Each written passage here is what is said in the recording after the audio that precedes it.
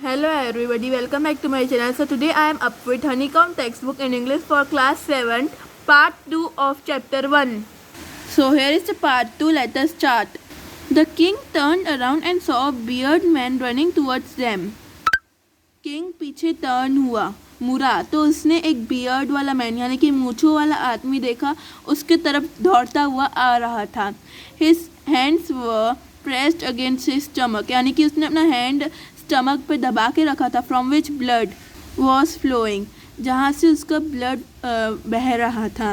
When he reach the king he fainted and fell to the ground. Fainted यानी कि बेहोश हो गया, lost unconsciously.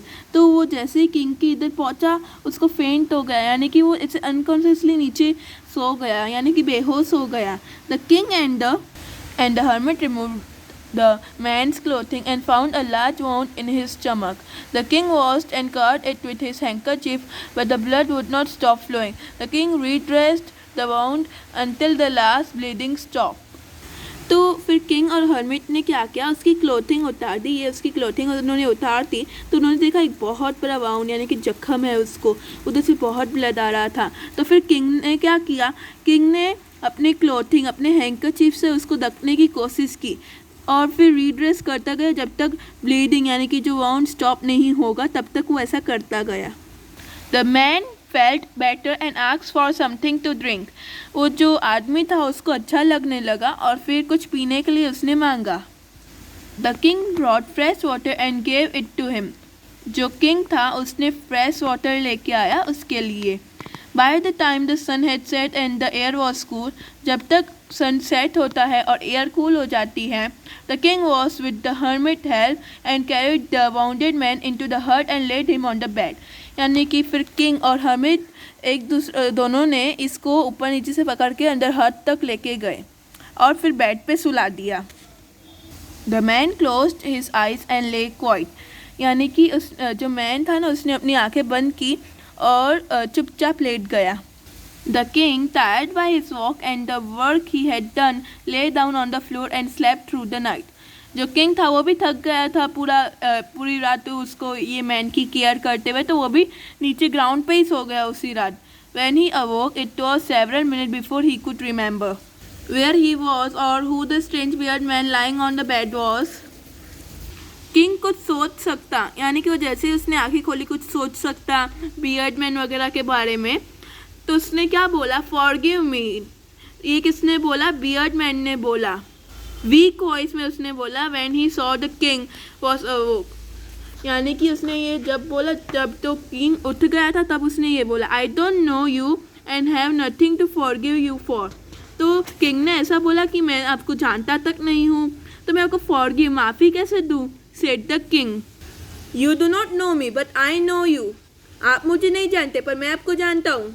I am the enemy of yours who swore revenge on you because you put my brother to the death and seized my property. तो ये वो आदमी है जिसने रिवेंज लिया था किंग के साथ और जो किंग था उसने उसके ब्रदर को डेथ पे लटका दिया था और उसकी प्रॉपर्टी भी ले ली थी. I knew you had gone alone to see that hermit and I made up my mind to kill you on your way home.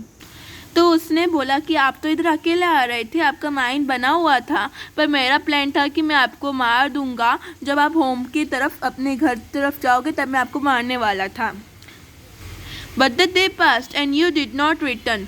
आप पूरा दिन चला गया पर आप रिटर्न नहीं हुए अपने घर के लिए. But the day past and I came upon that upon the hiding place. यानी कि मैं वो जो प्लेस था हाइडिंग प्लेस उससे बाहर निकल गया. And I came upon your bodyguard who recognised me.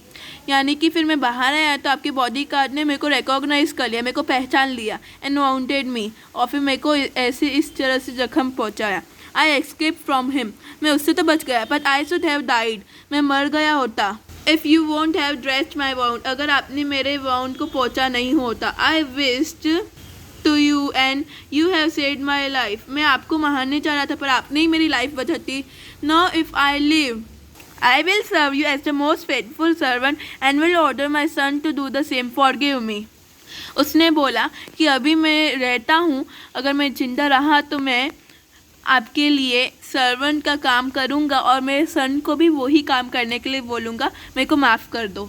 The king was very happy to have made a peace with his enemy so easily and to have won it over as a friend. यानी कि king खुश था कि उसने piece यानी कि शांति से अपने एनिमी को मना लिया और एक फ्रेंड जीत लिया। He not only forgave him but said he would send his servant and his own doctor to look after him. उसने उसको माफ़ी नहीं दी, उसके साथ साथ उसने माफ़ी भी दी और बहुत सारी चीज़ें दी, जैसे सर्वेंट्स दिए और डॉक्टर अपना वाला भेजा कि वो उसे केयर करेंगे। And he promise to give back the man his property, और उसने प्रॉमिस किया कि मैं आपको आपकी प्रॉपर्टी दे दूँगा। Leaving the wounded man, the king went off the hut and looking around the hermit.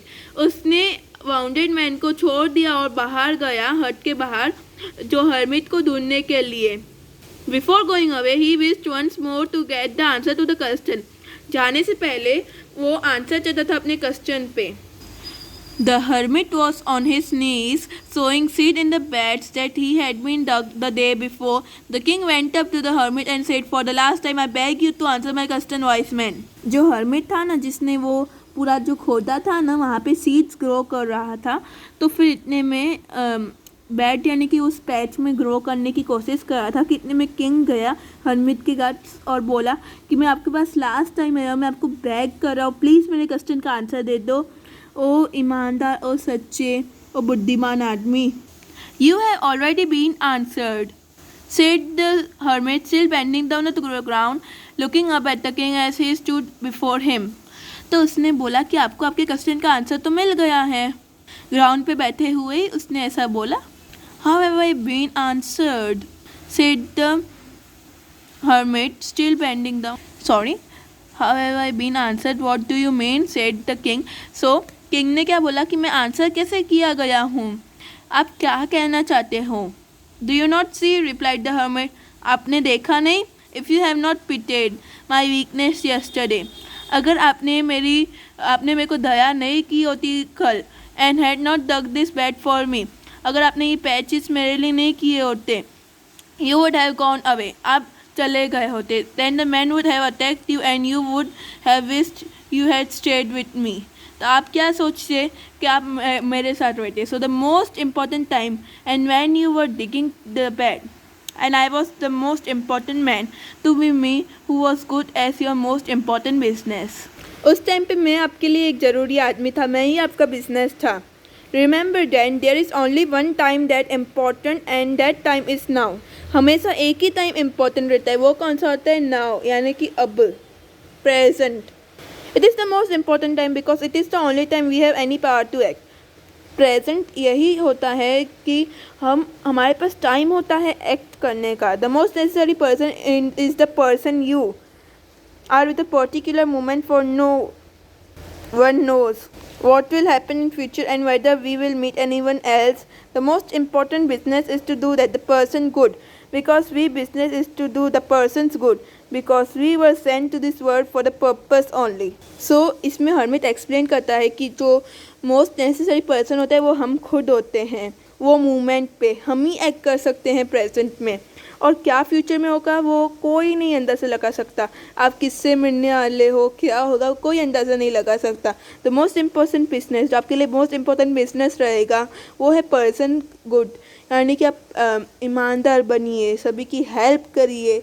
अभी जैसे कोरोना टाइम चल रहा है तो आप अगर हेल्प करते वो भी बहुत बड़ी चीज़ हो जाती है प्रेजेंट में।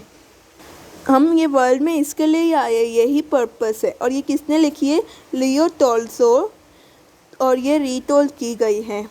So thanks for watching this video. Please subscribe my channel so that you can be updated with my upcoming videos, and do like and share my video, and don't forget to ring the bell beside the subscribe button.